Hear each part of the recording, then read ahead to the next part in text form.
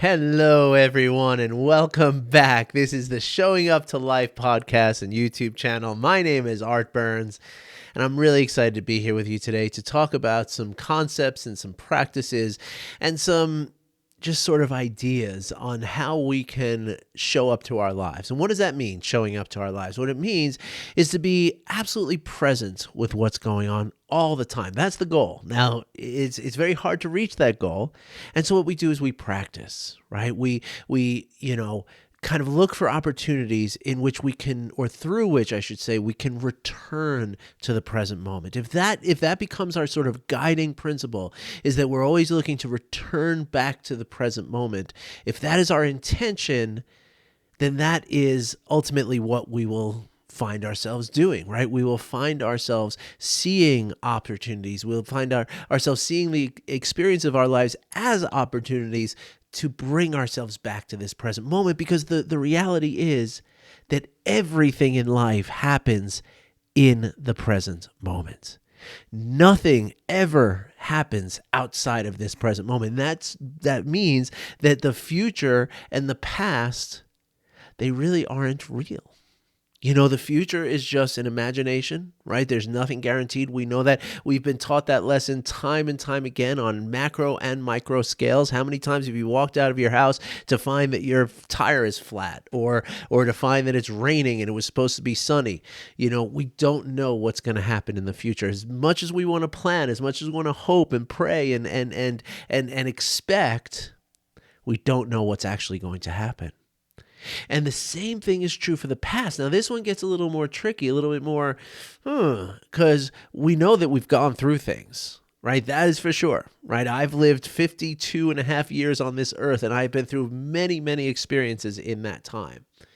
However, when I remember those experiences, when I look back in my mind and I remember the experiences that I've gone through, the memory is colored by the present moment experience that I'm having.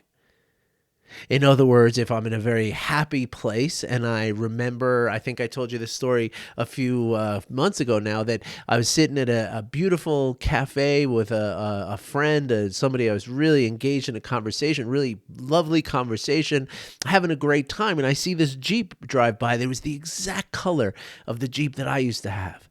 And in that moment, because I was in such a happy place, the memories of that Jeep came back as, you know, driving along the beach in the summertime and going to the New York Mets baseball game when they had their special Jeep owner appreciation night. You get a free T-shirt and a special parking in a special parking lot. You know, all these little very positive images flowed into my mind. Had I been sitting there and having an argument with my friend, or had I been sitting in a different circumstance altogether that was not pleasant, not happy, and I saw that same Jeep, well, then maybe my memories would be of a car that had no air conditioning and was very uncomfortable a lot of times. Maybe I would think about all the money that I spent on the various accessories that I bought for that darn car. Maybe I'll remember how my now wife used to hate driving that car, like when we go to a wedding or something like that. And you see, the Jeep didn't change, right? Nor did my experiences with the Jeep. In fact, every single one of those experiences, the positive ones and the negative ones, they all happened. But here's the other thing. I am remembering the negative experiences as more negative. Because if I'm in that negative state now, and if I'm in a positive state, I'm inflating the positive experiences that I remember. I'm making them more positive than they were. And in fact, every time you recall a memory, you change it just a little bit. And so, again, even the past is not real. The only thing that we have, well, the only thing no, that's not true either. I wanted to say the only thing we have is the present moment, but what we also have is we have kindness and we have compassion, right? But technically, these are present moments, emotions or concepts, if you will, right? You cannot have, you don't think of kindness in terms of, well, maybe I'll be kind to that person in 3 hours from now, right? Kindness is kindness. It's in the here and now. It's just like our breathing. Same thing with compassion. You're either going to have compassion for someone who's suffering or you're not, right? And if you don't have compassion now, but you have it in 3 hours from now, well, then you're just compassionate in a different present moment. You're not compassionate now just because you're planning to be compassionate in 3 hours from now. And so today I wanted to touch on something that's kind of related to what I'm talking about here, although I'll admit I kind of went off on a tangent here, but I think it was an enjoyable tangent. I hope you enjoyed it. I hope you benefited from the knowledge that I just imparted upon you. But today I wanted to kind of review something that I talked about a long time ago. And the thing I want to talk about today kind of, envelops the phrase that a friend of mine told me a long time ago, and something that's stuck with me forever, and ever since I heard her say this statement. And the statement is, if it's hysterical, it's historical. And now I'm in the middle of a 6-session course with Dr. Gabor Maté as part of the Wisdom of Trauma program. They just made a movie, and they have this like series of like interviews and this 6-module course that they're just he must have taught a course at some point. He's just kind of replaying it. I don't get to ask questions or anything like that, and it didn't cost very much money. But anyway, it's super informative, and he talks about this, right? He doesn't use the phrase if it's hysterical, it's historical. That's my friend Eileen O'Hare. And if you're ever in the Hudson Valley of New York and you want to have your mind blown by a spiritual, just an amazing spiritual person, look up Eileen O'Hare, O''Hare. She actually used to be a writer for The Nanny, the TV show. So she's a very sharp person, and so I think that's why she came up with this just beautiful phrase, right? That if it's hysterical, it's historical. So what does that mean? Again, Dr. Maté was talking about this also. In almost every single circumstance, like nearly 100% of the time, if you find yourself really being agitated by something, right? You find your body just like exploding with something, and then not even an explosion in terms of like you're yelling or whatever, but if you just find yourself becoming overwhelmed in your emotions, right? In almost every single circumstance, that overwhelm has nothing to do with what's happening in the here and now. Or maybe it doesn't have nothing to do with it, but it has.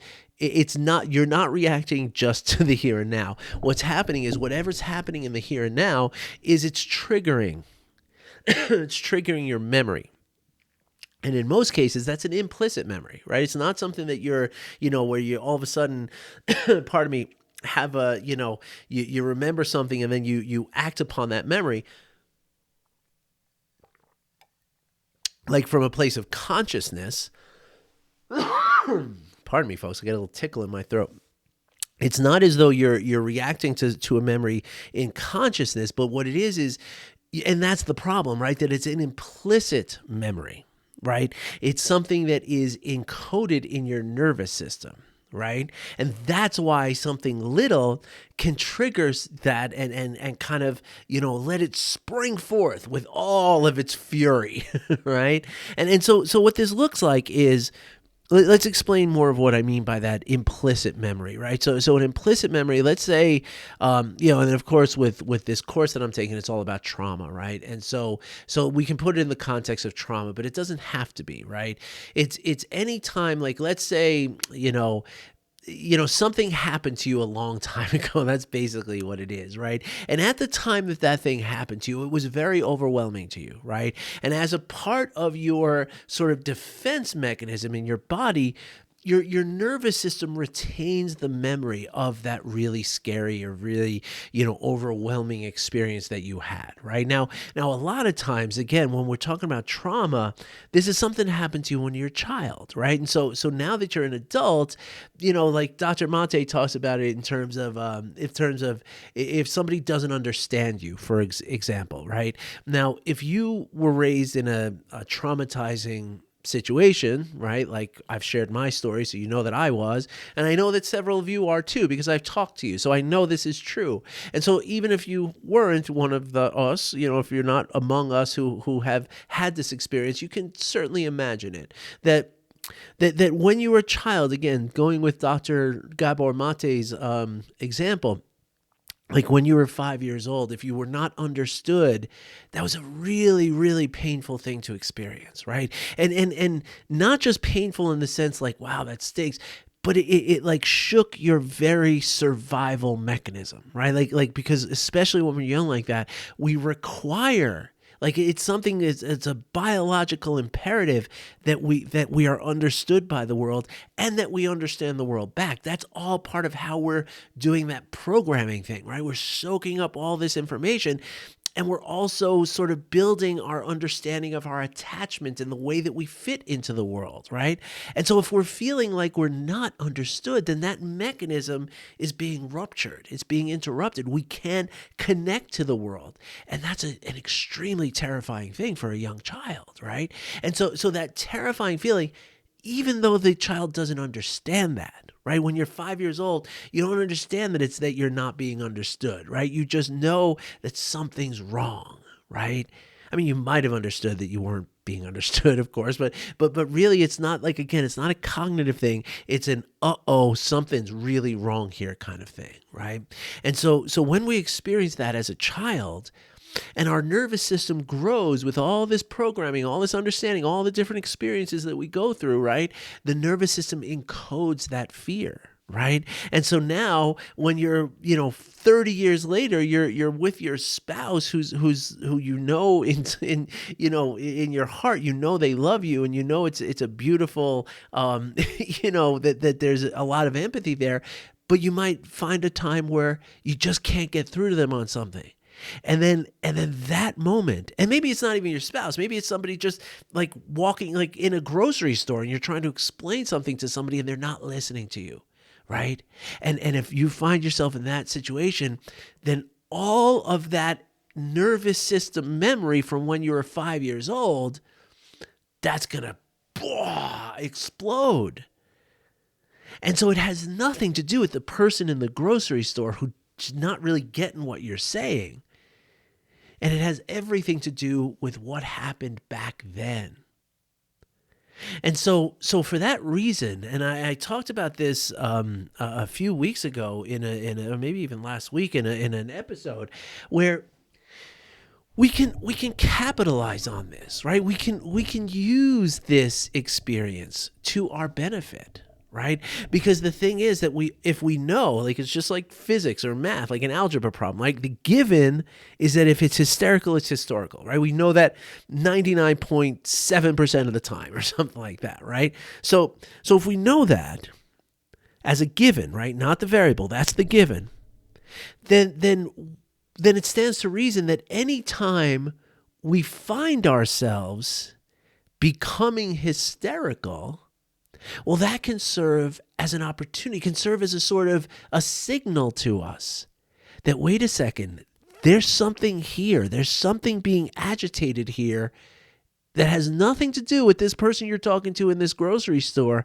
but is very important for you to understand.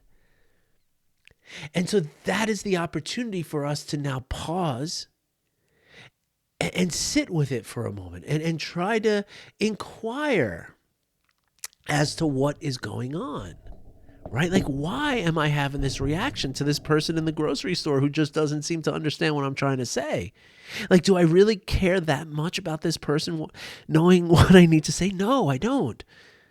But there's something here because I'm becoming enraged by this. And here's the thing. As we discover what that thing really is, right? Like, ultimately, hopefully you come to the understanding like,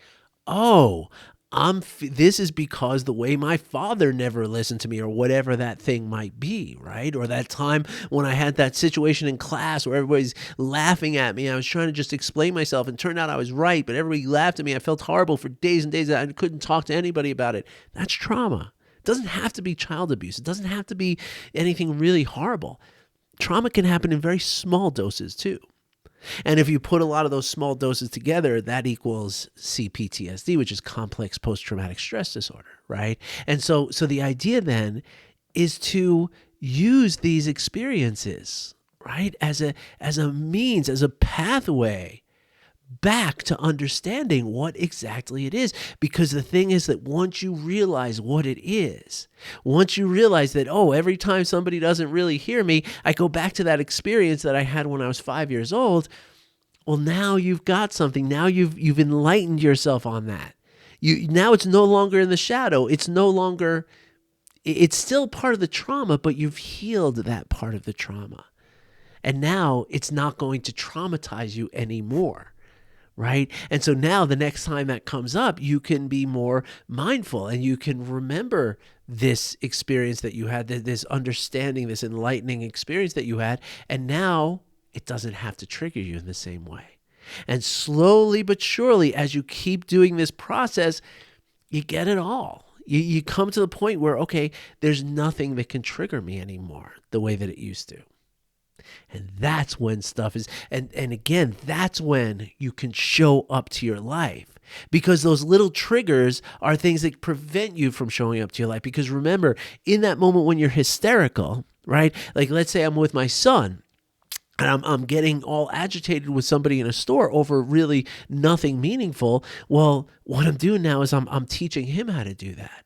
And soon that's gonna translate into some shame in my mind. And once it's shame, now I'm not there for my daughter who comes in and says, "Hey, Dad, can we play Uno together?" No, I don't really. Not now. Maybe later. Right? And then that's a life opportunity, and you don't get those opportunities back. Right? There's only so many times that your loved ones are going to say, "Hey, let's do this thing together." Not because they get tired of you or anything, but they're living their life too. And there's only so many times that we intersect with each other. And so the idea here and what we talk about in this podcast is to be present so that you recognize those opportunities and you don't miss them. And of course, none of us are perfect. And that's why self-compassion is so important with this. And that's what I'm going to talk about in the next episode, in the next segment of this episode. I'll be right back. Hey everybody, welcome back to the second segment here. In the first segment, we reviewed an old term that a friend of mine coined that says, if it's hysterical, it's historical. And what I was talking about is that we can, therefore, if we know that it's hysterical, if we know that when it's hysterical, it is historical, that gives us the framework for an opportunity. And that opportunity is a pathway to our own enlightenment, because ultimately, when we practice mindfulness and we practice compassion and we practice self-compassion, we practice meditation, all of these things, they're really driving towards the same point, which is an understanding of the source of our suffering. Because once we understand the source of our suffering, then we can suffer no longer. Right? And that's the whole idea here. And when we're suffering is when we're not able to show up to our life. So when we can cease the suffering, when we can bring an end to our own suffering, well, that allows us to show up in the present moment. See how that all comes together? All right, so now here's the thing. If we are going to use the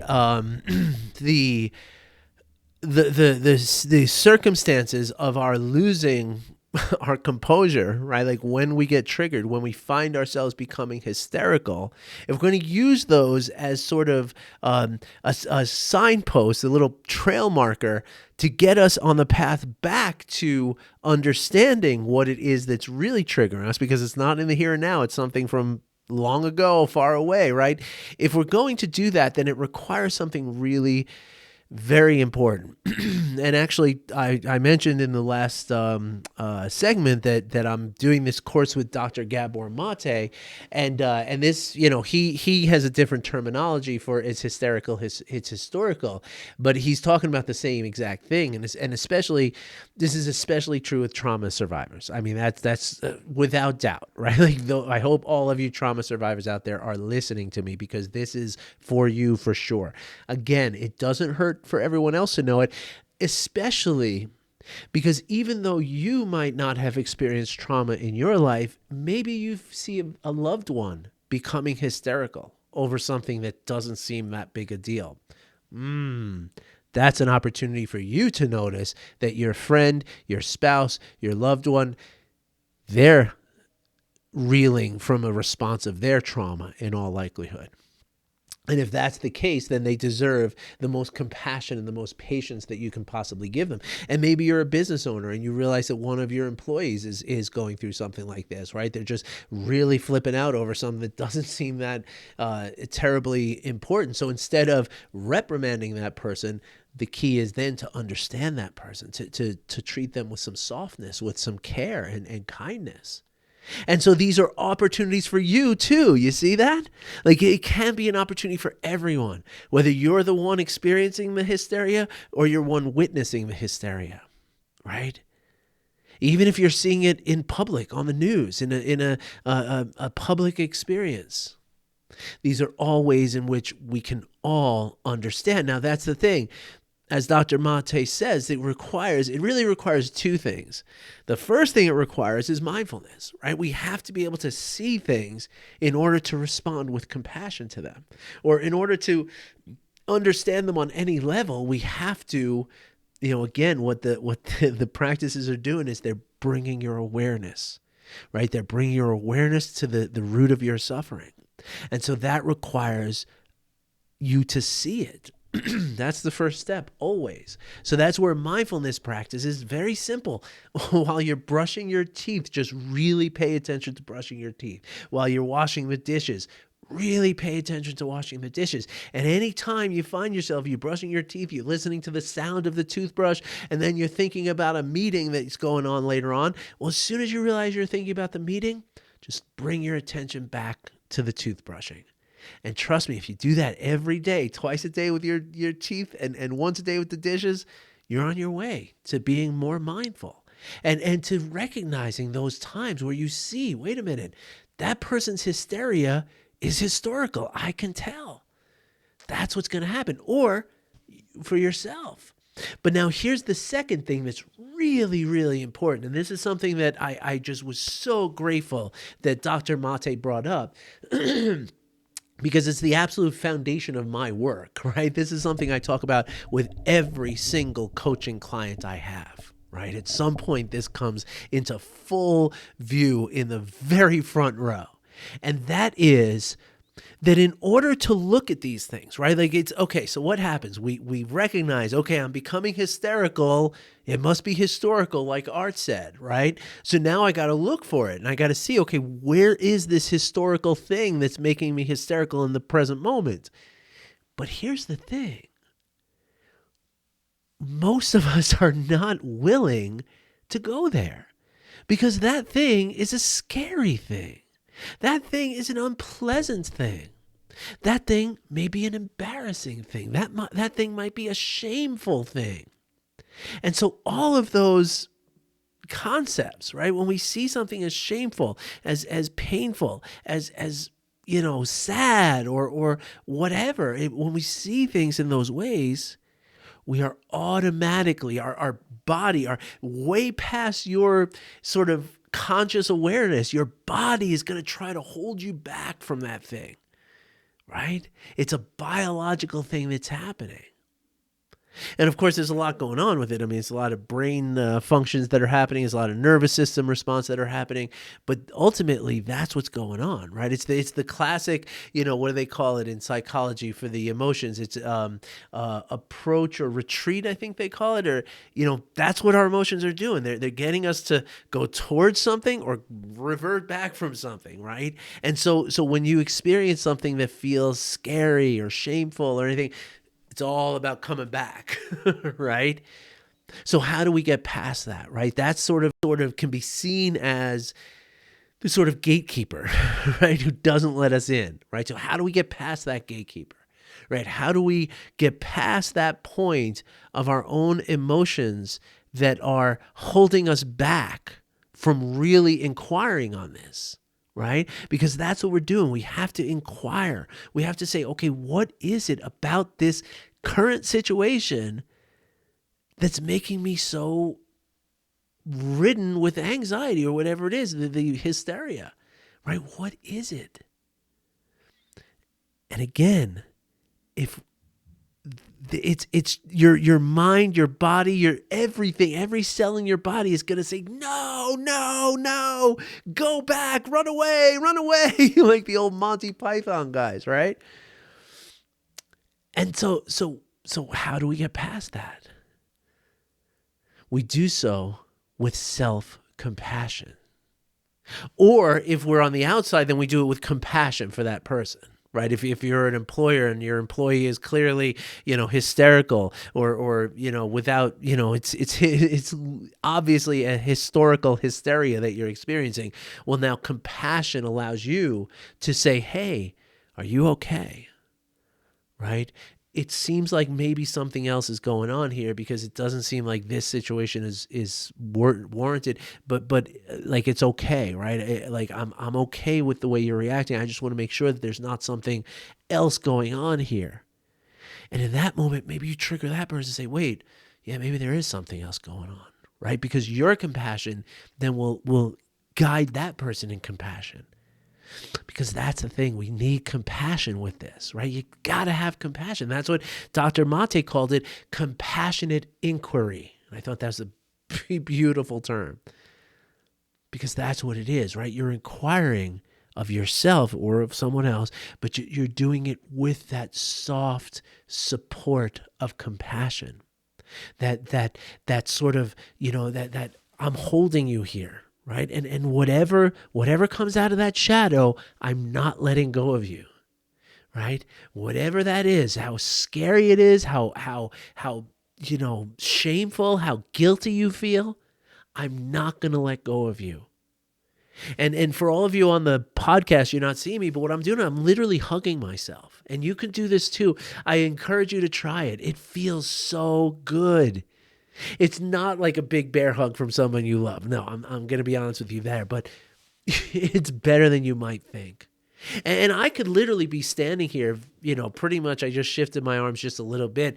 I could be doing this and talking in a public place. Nobody would know what I'm doing here, right?